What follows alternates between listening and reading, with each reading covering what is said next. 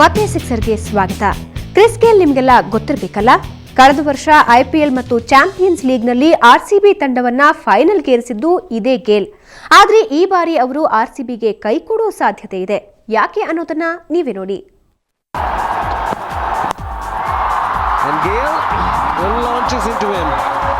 He's gone the distance. The keeper's come up. It doesn't make a difference. Chris Gale. IPL 4ರಲ್ಲಿ Gayle ಆರ್ಭಟ. IPL 4ನೇ ಆವೃತ್ತಿ ಕಳೆಗುಂದುತ್ತಿದೆ. ಇನ್ನೇನು IPL 4 fail ಆಗುತ್ತೆ ಅಂದುಕೊಂಡಿದ್ದಾಗ ಇದ್ದಕ್ಕಿದ್ದಂತೆ ಪಾಪ್ಯುಲರ್ ಆಗ್ಬಿಡ್ತು. ಅದಕ್ಕೆ ಕಾರಣಕರ್ತ Chris Gayle. Yes, it has. You shouldn't be the slightest bit surprised. 9 for none.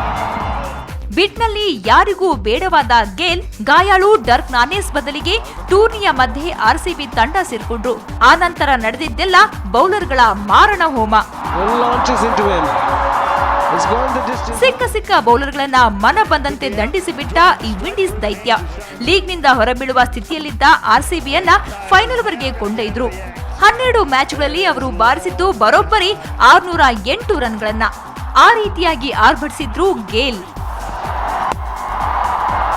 Another one. Another one. It's unbelievable batting here in Bengaluru. Probably they will not allow him to leave Bangalore, the local crowd. Chris ಗೇಲ್ಗೆ ಭಾರೀ ಬೇಡಿಕೆ. ಈಗ IPL 5ರ ದಿನಗಣನೆ ಆರಂಭವಾಗಿದೆ. Chris ಗೇಲ್ರನ್ನ ತನ್ನ ಬಳಿಯ ಉಳಿಸಿಕೊಳ್ಳೋಕೆ RCB ಪರದಾಡ್ತಾ ಇದೆ. ಗೇಲ್ರ ಮೂಲಧನ ಸುಮಾರು 2 ಕೋಟಿ ರೂಪಾಯಿ. ಇದೇ ಮೊತ್ತ ನೀಡಿ ಆರ್ಸಿಬಿ ಕಳೆದ ವರ್ಷ ಆಡಿಸಿತ್ತು. ಆದ್ರೆ ಅವರ ಆರ್ಭಟದ ಬ್ಯಾಟಿಂಗ್ಗೆ ಫಿದಾ ಆಗಿರುವ ಇತರೆ ಫ್ರಾಂಚೈಸಿಗಳು ಭಾರಿ ಮೊತ್ತದ ಆಫರ್ ನೀಡ್ತಾ ಇದ್ದಾರೆ. ಇದು ಆರ್ಸಿಬಿಯನ್ನ ಸಂಕಷ್ಟಕ್ಕೆ ಸಿಲುಕಿಸಿದೆ.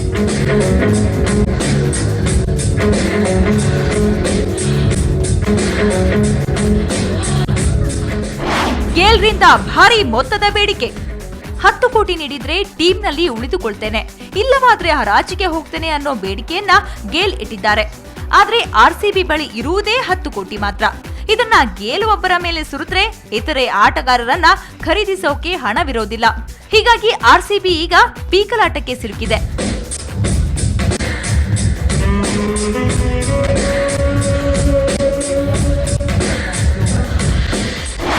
ಸಂಕಷ್ಟದಲ್ಲಿದೆ ಆರ್ಸಿಬಿ. ಕಳೆದ ವರ್ಷ ಕೊಚ್ಚಿ ಟಸ್ಕರ್ಸ್ ತಂಡದಲ್ಲಿದ್ದ ವಿನಯ್ ಕುಮಾರ್ ಸೇರಿದಂತೆ ಇತರೆ ಆಟಗಾರರನ್ನ ಆರ್ಸಿಬಿ ಖರೀದಿಸಬೇಕಾದ್ರೆ ಗೇಲ್ರನ್ನ ಬಿಡಬೇಕು. ಆದ್ರೆ ಗೇಲ್ ಬಿಡಲು ಆರ್ಸಿಬಿ ಫ್ರಾಂಚೈಸಿ ಒಪ್ಪುತ್ತಿಲ್ಲ. ಅತ್ತ ಮುಂಬೈ ಇಂಡಿಯನ್ಸ್ ಗೇಲ್ರನ್ನ ಖರೀದಿಸಲು ತುದಿಗಾಲಲ್ಲಿ ನಿಂತಿದೆ. ಗೇಲ್ ಉಳಿಸಿಕೊಳ್ಬೇಕಾದ್ರೆ ಜನವರಿ 20ರ ಒಳಗೆ ಈ ಬಗ್ಗೆ ಐಪಿಎಲ್ ಆಡಳಿತ ಮಂಡಳಿಗೆ ಮಾಹಿತಿ ನೀಡಬೇಕು.